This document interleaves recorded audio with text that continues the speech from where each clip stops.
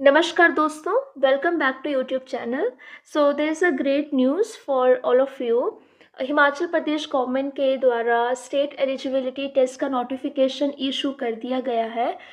ये 3 जनवरी को मिनिस्ट्री ने अपनी साइट पे अपलोड कर दिया था। सो आज के इस वीडियो में हम डिटेल में डिस्कस करेंगे कि क्या एलिजिबिलिटी क्राइटेरिया रहेगा और एग्ज़ाम का पैटर्न कैसा रहेगा। ठीक है।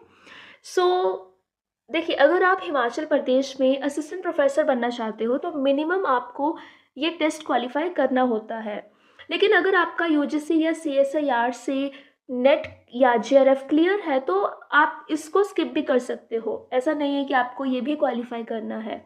लेकिन हाँ, अगर आपका नेट या जेआरएफ क्लियर नहीं है तो आप ये वाला एग्ज़ाम क्लियर कर लेते हो, फिर आप एलिजिबल हो जाओगे हिमाचल प्रदेश में असिस्टेंट प्रोफेसर बनने के लिए। सो इसकी जो लास्ट डेट है फॉर्म फिल करने की वो है 30 तारीख। और ये जो एप्लीकेशन का प्रोसेस है वो ऑनलाइन मोड में ही रहेगा, किसी भी प्रकार से ऑफलाइन ये प्रोसेस नहीं है। ओके। और यहाँ पे सेंटर्स दिए गए हैं। जब आप फॉर्म फिल करें तो आप इनमें से कोई सा भी सेंटर चूज़ कर सकते हो, जैसे शिमला, सोलन, मंडी, कांगड़ा, बिलासपुर, हमीरपुर, नाहन, ऊना, कुल्लू, चंबा। ओके। सो आप इनमें से कोई भी एग्जामिनेशन सेंटर चूज़ कर सकते हो।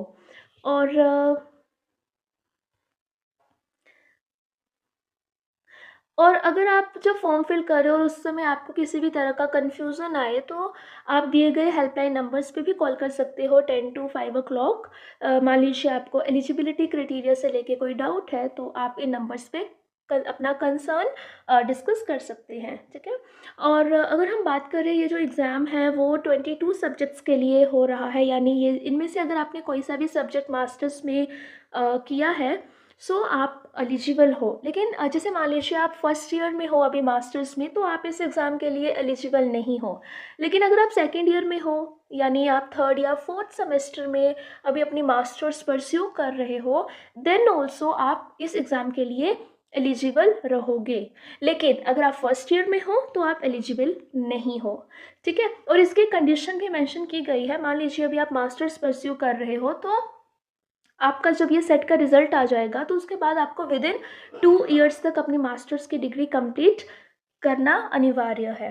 सो आप एक बार ये सब्जेक्ट की लिस्ट देख लीजिए, जिसने भी मास्टर्स में, जैसे chemical sciences, English, life sciences, इनमें से कोई सा भी सब्जेक्ट आपने उसमें मास्टर्स की है सो आप ये फॉर्म फिल कर सकते हो। उसके बाद अगर हम एग्ज़ाम पैटर्न की बात करें तो टोटल 150 क्वेश्चंस रहेंगे और टोटल 300 मार्क्स। सो यानी ये पूरा यूजीसी एग्ज़ाम पैटर्न पे चीज़ें रहेंगी। जैसे पेपर 1 में जनरल नेचर के क्वेश्चंस पूछे जाएंगे, टीचिंग एप्टीट्यूड, रिसर्च एप्टीट्यूड। ठीक है। और सेकंड पेपर में आपका जो कंसर्न सब्जेक्ट एरिया है उसमें से क्वेश्चंस होंगे। And the best part is कि इसमें किसी भी तरह की नेगेटिव मार्किंग नहीं है। So each question will contain 2 marks and for the correct response you will get 2 marks and there is no negative marking for this exam. Okay. And if I talk about the eligibility, so in masters if you are from general category or EWS, so you must have a minimum 55% marks, and for other categories 50% marks in the master degree. Fine. So if I talk about the payment, so general category के लिए 1150 rupees रहेगी payment. और general EWS and other backward classes for non-creamy layer, that is 600, and for SC, ST and BPL category 325. Okay.